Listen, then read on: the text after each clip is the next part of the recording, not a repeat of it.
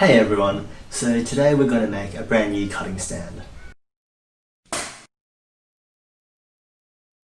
Now if you saw last week's video, then my cutting stand there absolutely didn't work, and that was actually a piece for the cutting stand that we're making today, but I was too impatient to get to cutting, so I wanted to try cutting with just that piece and it totally failed.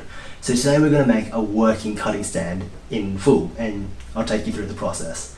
So to start with, I'll show you my designing process. So in essence here we have a concrete base that will allow it to be a freestanding cutting stand, and then we have a PVC pipe with a screw in it so that you can screw down on different targets. And then at the base of the PVC pipe we have some skewers put through it so that the PVC pipe can't pull out of the concrete base. And we also have a pine stick here that we can put in and clamp down on so that we can cut pool noodles and tatami mats.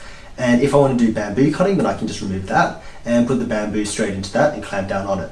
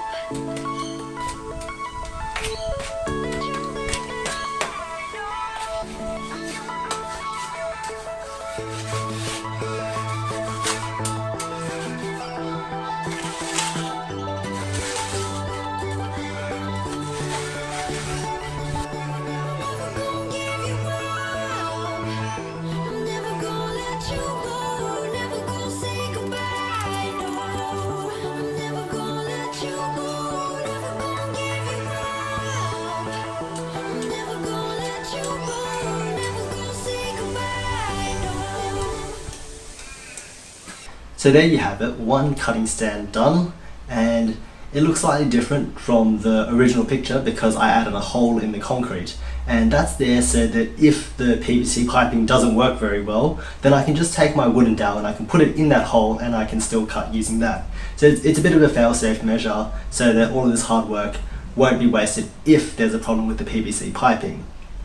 Now this cutting stand should be really effective for cutting a wide variety of different targets. Because if you have a look at the typical Japanese tatami mat cutting stand, then it has a wooden spike. And if you want to cut bamboo, then there's no real good way to do it using that stand. Whereas with this stand, then I can clamp down on the bamboo and I can cut it. And if I want to clamp down on my other targets, then I just put in the spike and then I spike my targets like I normally would. So this should allow me to get into cutting bamboo as well as cutting pool noodles and mats.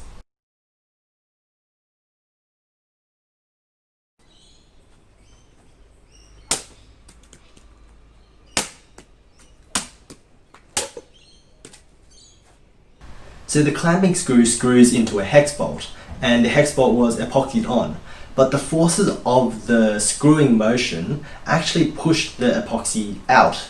And so as you see in that first cutting video, then the pole is still waving around and it doesn't really want to stay still. So I remedied this by putting a second hex bolt on the inside, and honestly I didn't even need the epoxy if I knew that this was going to happen.